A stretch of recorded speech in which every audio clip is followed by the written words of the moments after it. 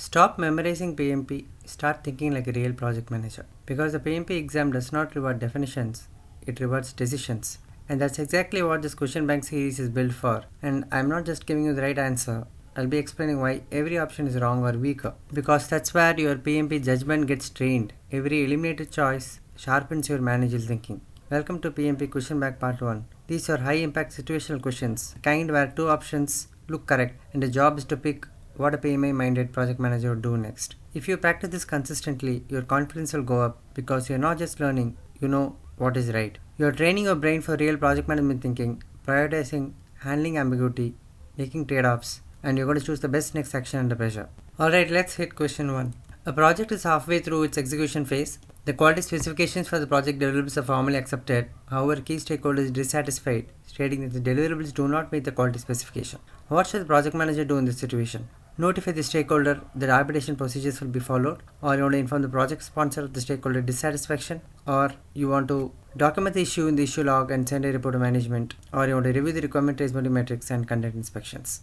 Notifying the stakeholder that arbitration procedure will be followed. Is this the right option? While arbitration or formal dispute resolution procedures might ultimately be necessary for some conflicts, initiating this as a first response could escalate tension and it may not bring about a constructive resolution. The approach should be considered only after you have made a lot of attempts to understand and resolve the disagreement and after the discussion has already failed. Hence, this is not the right option.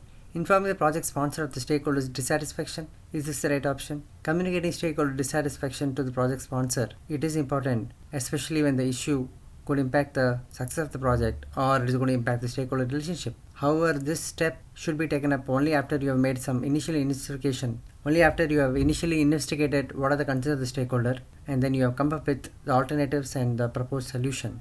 You should have a comprehensive view of the issue. What are the causes, what are the solutions, what are the alternatives. Hence, this is not the right option for this approach. Documenting the issue in the issue log and sending a report to management. Is this the right option?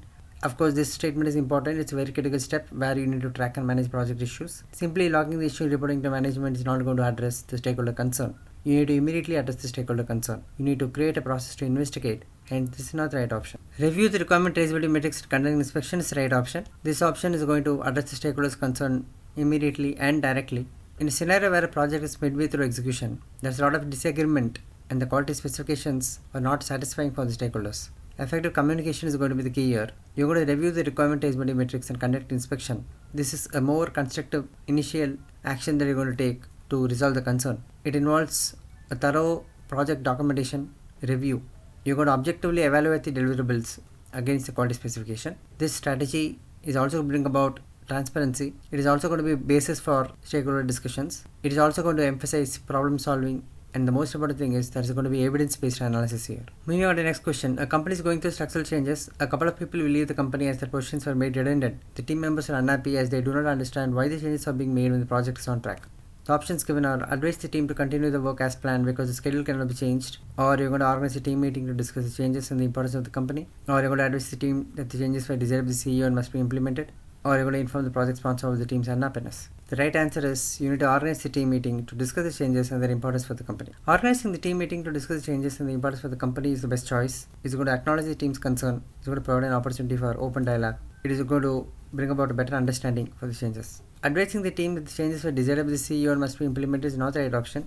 It is not going to help the team members deal with the concerns or understand the rationale behind why they came up with these decisions. Without the proper context, the team morale is not going to improve. It's only going to deteriorate. Informing the project sponsor of the team's unhappiness is also not the right option. You may ask for overtime pay later on. This is more of a reactive approach. It's not going to address the underlying issue. The team is lacking the understanding of the changes. As a project manager, it's very important that we need to directly address the concern and bring about transparency. You're going to organize a meeting to discuss the changes. This is going to give the team an open forum where they can express their feelings, where they can come up with questions, where they can get the questions clarified. It's also an opportunity for us to explain the broader context of the changes being made and why and how this particular change is aligned with the company's strategic goals. Moving on to the next question. A project team strongly encourages project manager to purchase an application that will significantly reduce work time. Without the application, the deadline might be missed. However, the purchase will impact the project cost. The sponsor would like to explore a less expensive application. It will save the team's time. What should the project manager do here? Are you going to raise a change request or purchase the application? Or create a decision tree? Or are you going to analyze the assumption and constraint? Raising a change request is not the right option. Raising a change request might eventually be necessary if the decision is being made to purchase the application, but you need to analyze first. Change request is a formal way to modify the project scope, to modify the project schedule, to modify the project cost, and it should be based on informed decision. Are you going to purchase the application? This is not the right option. You cannot purchase the application without analyzing further. You need to explore what are the alternatives. It is important to consider everybody's concern, the sponsor's concern, and evaluate all the options here. Are you going to create a decision tree? This is not the right option. Creating a decision tree, it's going to be a good tool where you need to make certain decisions. You need to find out what are the options, what are the consequences. However, before you create a decision tree, you need to understand what are the assumptions, what are the constraints. You need to analyze the factors. This is a very, very important prerequisite task for you to effectively use the decision tree. Hence, this is not the right option. You need to analyze assumption and constraint, which is the right option. This is the best step. It's going to ensure that the project manager gets a complete picture and a comprehensive understanding of the project's financial factors, scheduling factors, what are the limitations, and what are the pros and cons of the application. And it's going to help in better decision making process. Moving on to the next question. A project manager discovers that the project team is spending a large amount of time delivering several reporting formats for the same project updates to multiple stakeholders. What should the project manager do to reduce the time spent on these activities? Are you going to safeguard the types of communication to be dealt with different stakeholder? Are you going to update the communication management plan to remove less influential stakeholder? Are you going to hold bi-weekly status meeting to deliver information to all stakeholders? Are you going to delegate the communication activities to team member? The right answer is you need to segment the type of communication to be delivered to different stakeholders. This approach is going to allow for you to customize the communication to match the stakeholder specific needs and interest. You're going to segment the communication. You're going to ensure that each stakeholder is able to receive the information which is valuable to him or is going to reduce the need for multiple reporting formats for the same updates. This is also going to improve efficiency because the message is being tailored. It's tailored to the audience. Updating the communication management plan to remove less influential stakeholder is another option, which is not the right option. This could omit stakeholders who, while they are not influential, but they may become influential later. Removing them from the communication plan without carefully considering what is the risk involved here or what are the missing key inputs, you're going to create issues in future. Holding bi-weekly status meeting to deliver information to all stakeholders is not the right option.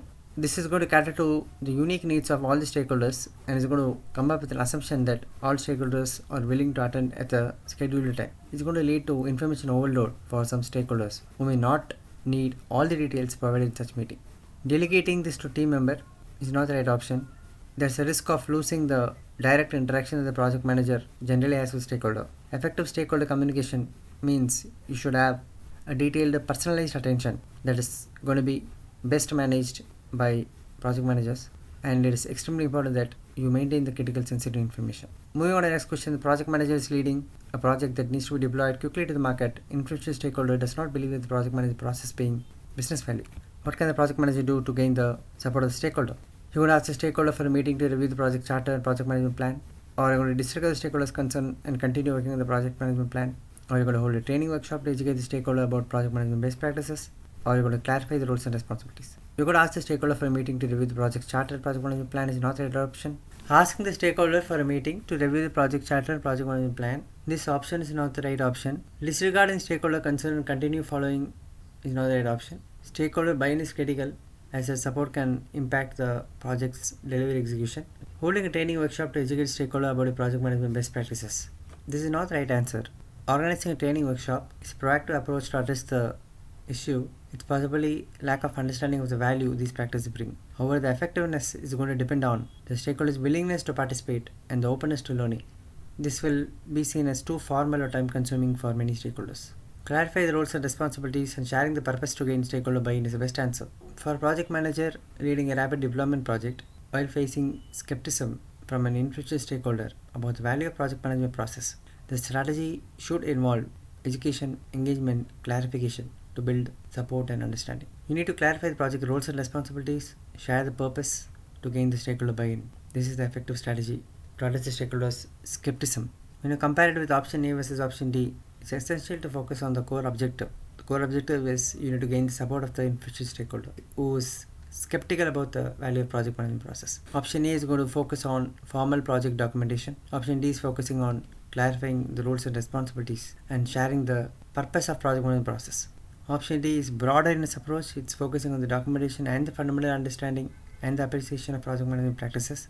This comprehensive approach is more likely to address the stakeholder concern and will bring about a collaborative environment where the value of PM process is being recognized. An agile team is required to address a technical complex requirement that has no visual deliverable to show the customer what guidance you should provide to improve the requirement development. The right answer is you're going to allow the team to focus and complete the complex work because it will reduce the risk of finding issues later in the project. Communication with the customer is important, but this approach might give the impression that the team is avoiding challenging work or that the project will not progress as expected. Instead, it is better to explain the importance of the complex work and how it contributes to stability and functionality of the product, even if it does not result in a visual deliverable. This is the best course of action. It addresses the technical challenges earlier, you are able to reduce risk, you are able to contribute towards a more reliable product. This approach is going to underscore the importance of tackling different technical work proactively, even when it doesn't produce a visual outcome for the customer. Moving on to the next question. A project manager is leading a large public project that will have a high impact on the town citizen. How should the project manager define the different requirements? Are we going to include only the common requirements of each stakeholder group and the project goals? Are we going to include only the key requirement and keep the stakeholder informed about scope decision? Are we going to analyze the interest and influence of stakeholder and evaluate the requirements?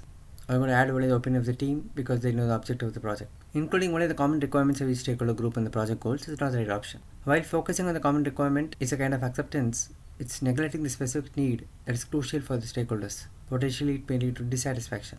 Include only the key requirements and keeping the stakeholder informed about scope decision is also not the right option. Limiting the project to only key requirement might streamline the project focus, but it is going to risk overlooking important details or secondary requirements that will have a significant impact on the project. So the right option is you need to analyze the interest and the influence of stakeholder. This approach is going to bring about a balanced consideration of all the stakeholder input based on the interest and influence. You're going to evaluate the requirements. You're able to prioritize those that are aligned closely with the project goals. This is the best strategic approach. Adding only the opinions of the team is not the right option. Stakeholder engagement is key to ensuring project meets the broader goals and the needs of all the affected parties. You need to analyze the interest and influence of stakeholders and evaluate the requirements. Project decisions will be aligned with stakeholder expectations. This approach is going to recognize the importance of stakeholder management in public projects, and you're able to adopt a structured approach here. Moving on to the next question. An agile team is developing a new content management system. Some of the team members are struggling to deliver certain features since they have never worked on this type of solution. What should you do here? I'm going to replace the member with a new member who understands the system. I'm going to encourage the team member to change directly in the system. I'm going to ask the team to read through all the available system documents. I'm going to encourage the team to hold a knowledge sharing session. The right answer is you need to encourage the team to hold a knowledge sharing session. This option is going to bring about a learning environment where team members are able to ask questions. Team members are able to share insights. Team members are able to learn from each other's experience. Knowledge sharing session is going to encourage collective problem solving. It's going to encourage innovation. It's going to help the team overcome all the challenges. This is also aligned with agile principles of collaboration, agile principles of continuous improvement. For an agile team, developing a new content management system, addressing the learning curve and knowledge gap is very crucial. Encouraging knowledge sharing session in each iteration is going to be the best proactive approach. Team is able to collect the knowledge, and that's going to be a supportive learning environment.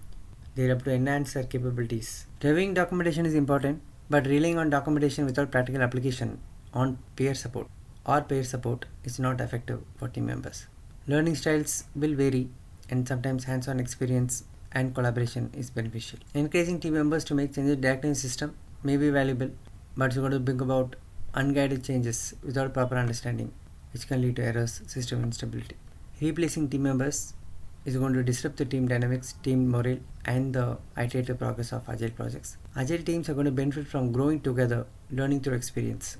Moving on to the next question. An updated schedule for work delivered by a subcontractor is a condition for milestone payment. The subcontractor completed the work but does not have a schedule, claiming that work was already agreed upon the client. What should the project management do here? I'm going to negotiate a contract change, or meet with the client to discuss the issue, or inform the subcontractor they must send the schedule, or tell the subcontractor to submit draft schedule. The right answer is you need to inform the subcontractor that they must send the schedule. Directly inform the subcontractor that schedule is a requirement for milestone payment. This is going to align with contract integrity. This approach is going to clarify the contractual obligations, and you're able to communicate the necessity of compliance without escalating the situation. It's a direct, straightforward way to address this issue.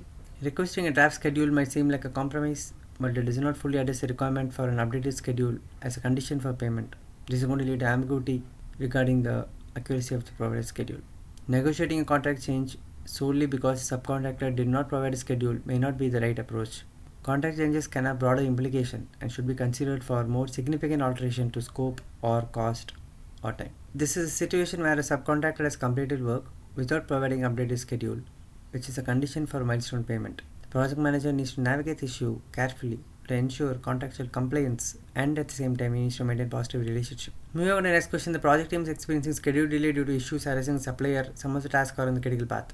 Are you going to escalate the supplier related issue to sponsor for resolution? Are you going to review the WBS? Are you going to review the critical path stakeholders? Are you going to discuss the critical path with purchasing department? The right answer is you're going to review the critical path with stakeholders to define next step. This is going to allow for a focused discussion on the task that will have the most impact by delay, and which is very crucial for the project timeline.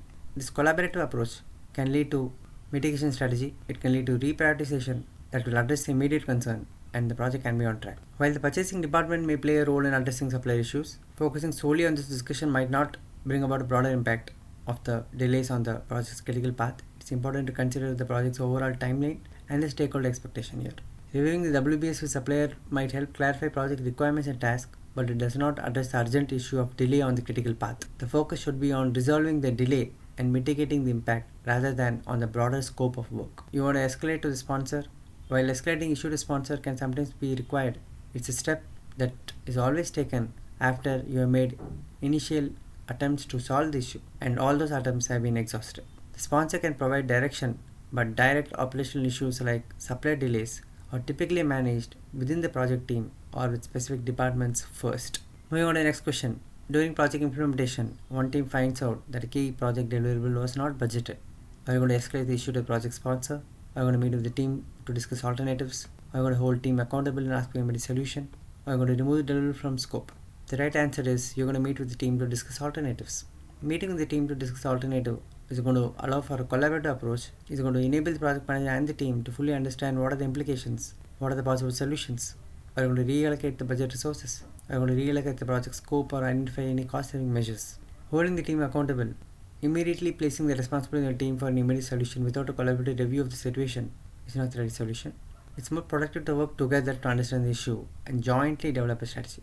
Removing the key deliverable from scope without even exploring alternatives is going to negatively impact the stakeholder satisfaction. Moving on to the next question. A team is preparing the closing phase and building a plan for the next phase. One of the project sponsors is complaining that the last phase had some quality deliverable issues. However, the quality acceptance document was signed. Are you going to reopen the quality acceptance documentation to add the sponsor complaint? Are you going to schedule a meeting and include the sponsor complaint? Are you going to review the best practice lessons learned? Are you going to postpone the project phase until issues are addressed?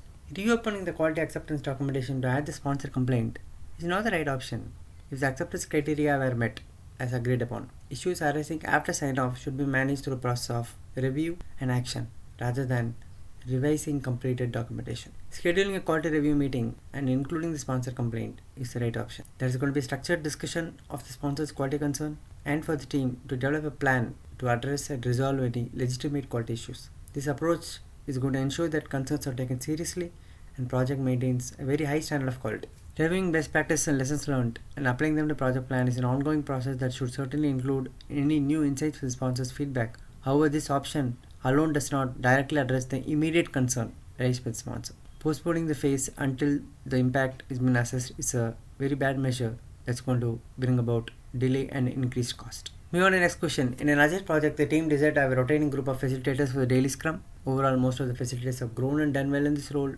However, a few of them tend to run inefficient daily scrum. I'm going to retain the members to ensure there's consistency in approach. I'm going to ask the facilitators who are doing well to continue and recommend that the others stop facilitating. I'm going to praise the team for self-organizing and then work on one-to-one with facilitators. I'm going to return to using the Scrum Master facilitator. Retaining team members on daily Scrum meeting to ensure consistency is the right option, but it's not the best option. This option is going to acknowledge that even though some facilitators are doing well, there is a value in offering retraining to ensure everyone has the same level of understanding. It's a proactive approach that ensures consistency across the board. It supports development of all team members, but this is not the best option. Asking the facilitators who are doing well to continue and recommend that the others stop facilitating is going to create a divide within the team. It's going to discourage those who are struggling from seeking improvement. The right option is you need to praise the team for self-organizing and you're going to work one-on-one with facilitators as needed. This is going to allow for a targeted development without making sweeping changes that will affect the performance. Returning to use the Scrum Master, this may bring consistency, but it's going to step away from the team's decision to rotate facilitators, potentially undermining the principle of self-organization and continuous improvement. Moving on to the next question. Key decision makers are meeting to define the objective of a new database migration project. There are disagreements about scope timeline from various departments. How would you prioritize the requirements to be integrated impartially? Are you going to retain them for revenue growth? Are you going to ensure CEO selects the requirements? Are you going to give each department a fixed budget to cover the requirements? Are you going to rank the requirement with benefit cost ratio? Retaining the requirement for profit revenue growth is not the right option. Focusing solely on requirements that directly result in profitable revenue growth might overlook important aspects related to system performance, security compliance, user experience, which are critical for the success of the project. This narrow focus could result in a migration that meets financial goals but is going to fail when it comes to operational effectiveness or stakeholder satisfaction. When you're going to involve the CEO to select the requirements, this is not the right option. It's going to ensure decisions are made from a company-wide strategic perspective. It's not going to be practical for the CEO to select detailed project requirements. This is not the right approach. Giving each department a fixed budget to cover requirements, it may bring about democracy in the process, but it's not going to ensure that the most critical or beneficial requirements are prioritized. It's going to encourage departments to propose requirements based on budget constraints and not based on strategic importance or project value. Hence, the right option is you're going to rank the requirements with the highest benefit cost ratio. This approach is going to provide an objective method and a quantifiable method where you're going to prioritize the requirements based on benefits related to cost. It's going to encourage stakeholders to consider both the value and the resource implication of each requirement, and this prioritization is going to be aligned with strategic goals. You're able to maximize return on investment. You have to use the benefits cost ratio as the basis for prioritizing requirement. This is an impartial way to navigate disagreement and align departmental priorities with the project's overall goals. It is going to ensure the project will definitely deliver maximum value to the organization by focusing on the requirement that is going to give you the greatest benefit in comparison to cost. This approach will bring about a culture of decision making which is driven by data and strategic alignment. Moving on to the next question. A project manager is leading a project that includes several organizations with unique corporate cultures. Diverse corporate cultures are affecting project expectation. The varying expectation leads to conflicts. What should PM do to evaluate the cultural difference within the organization? Establishing a probability and impact metrics and planned response criteria is not the right option. Risk assessment tools like probability and impact metrics are valuable. They are more suited for managing project risk rather than addressing the fundamental issue of cultural difference. Disregard situation since it's not hindering the project deliverable is not the right option. Ignoring the issue of cultural difference is not advisable. It's going to bring about only conflicts. Developing a joint policy among the various organizations is the right answer. It's the most effective first step. You're going to address the root cause of the conflict arising from cultural difference. This is going to bring about effective collaboration. And remember, it's the project manager's responsibility to actively manage team dynamics and cultural integration. Escalation should be a later step if internal efforts fail. We come to the end of part 1. Part 1 is done. If you felt your decision making is sharper, then that's the whole point. These situational questions build exam confidence and improves your real world project management judgment at the same time. Now we go to part 2 next with more tricky scenarios, more best next step logic and higher difficulty. The link is shared in the description and also on the video. Hope the knowledge is valuable. Thank you for tuning in.